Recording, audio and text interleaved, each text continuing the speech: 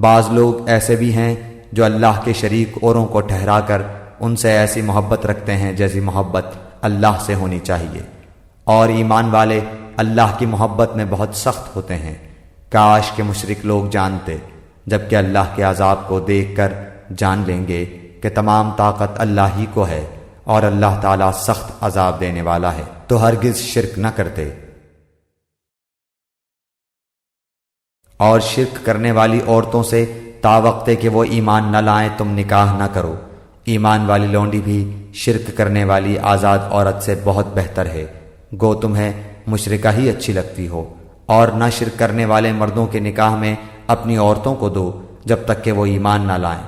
ایمان والا غلام آزاد مشرک سے بہتر ہے، گو مشرک تمہیں اچھا لگے۔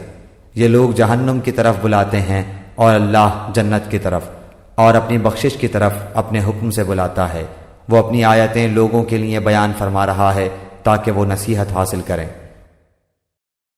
اسے اللہ تعالیٰ قطعاً نہ بخشے گا کہ اس کے ساتھ شریک مقرر کیا جائے۔ ہاں، شرک کے علاوہ گناہ جس کے چاہے معاف فرما دیتا ہے، اور اللہ کے ساتھ شریک کرنے والا بہت دور کی گمراہی میں جا پڑا۔ آپ کہہ دیجئے کہ سب سے بڑی چیز گواہی دینے کے لیے کون ہے؟ آپ کہیے کہ میرے اور تمہارے درمیان اللہ گواہ ہے، اور میرے پاس یہ قرآن بطور وحی کے بھیجا گیا ہے تاکہ میں اس قرآن کے ذریعے سے تم کو اور جس جس کو یہ قرآن پہنچے ان سب کو ڈراؤں۔ کیا تم سچ مچ یہی گواہی دو گے کہ اللہ تعالیٰ کے سوا کچھ اور معبود بھی ہیں؟ آپ کہہ دیجئے کہ میں تو گواہی نہیں دیتا۔ آپ فرما دیجئے کہ بس وہ تو ایک ہی معبود ہے، اور بے شک میں تمہارے شرک سے بیزار ہوں۔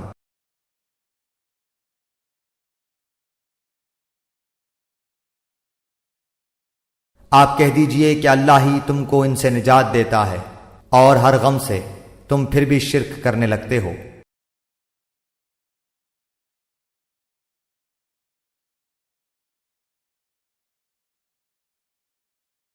جو لوگ ایمان رکھتے ہیں اور اپنے ایمان کو شرک کے ساتھ مخلوط نہیں کرتے، ایسوں ہی کے لیے امن ہے اور وہی راہ راست پر چل رہے ہیں۔ اللہ کی ہدایت ہی ہے جس کے ذریعے اپنے بندوں میں سے جس کو چاہے اس کو ہدایت کرتا ہے۔ اور اگر فرضاً یہ حضرات بھی شرک کرتے تو جو کچھ یہ اعمال کرتے تھے وہ سب اکارت ہو جاتے۔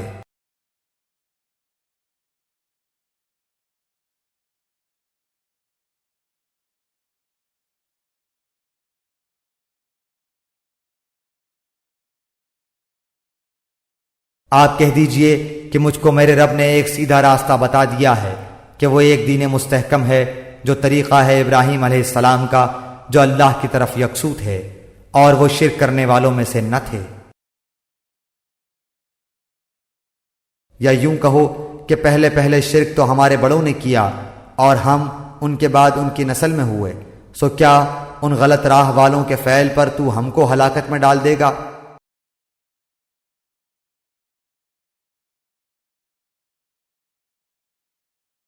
اور یہ لوگ اللہ کے سوا ایسی چیزوں کی عبادت کرتے ہیں جو نہ ان کو ضرر پہنچا سکیں اور نہ ان کو نفع پہنچا سکیں، اور کہتے ہیں کہ یہ اللہ کے پاس ہمارے سفارشی ہیں۔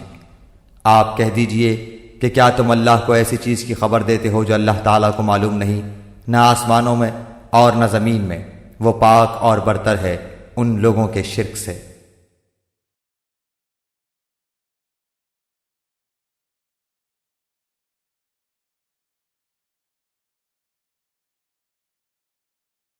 اور جہاں اس نے وہ مصیبت تم سے دفع کر دی، تم میں سے کچھ لوگ اپنے رب کے ساتھ شرک کرنے لگ جاتے ہیں۔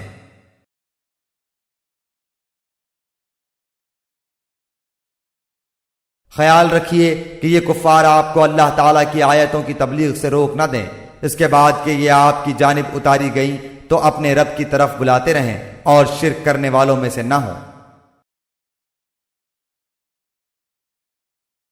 پس یہ لوگ جب کشتیوں میں سوار ہوتے ہیں تو اللہ تعالیٰ ہی کو پکارتے ہیں اس کے لیے عبادت کو خالص کر کے، پھر جب وہ انہیں خشکی کی طرف بچا لاتا ہے تو اسی وقت شرک کرنے لگتے ہیں۔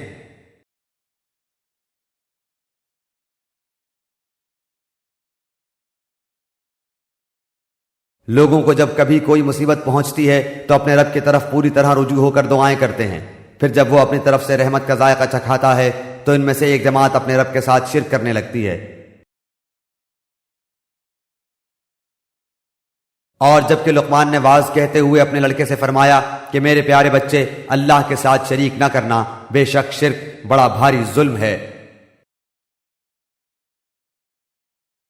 اگر تم انہیں پکارو تو وہ تمہاری پکار سنتے ہی نہیں، اور اگر بالفرض سن بھی لیں تو فریاد رسی نہیں کریں گے، بلکہ قیامت کے دن تمہارے اس شرک کا صاف انکار کر جائیں گے۔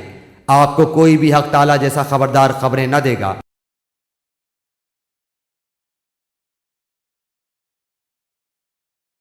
یقیناً تیری طرف بھی اور تجھ سے پہلے کے تمام نبیوں کی طرف بھی وحی کی گئی ہے کہ اگر تو نے شرک کیا تو بلا شبہ تیرا عمل ضائع ہو جائے گا، اور بالیقین تو ضیاء کاروں میں سے ہو جائے گا۔ اور ابراہیم علیہ السلام اسی کو اپنی اولاد میں بھی باقی رہنے والی بات قائم کر گئے تاکہ لوگ شرک سے باز آتے رہیں۔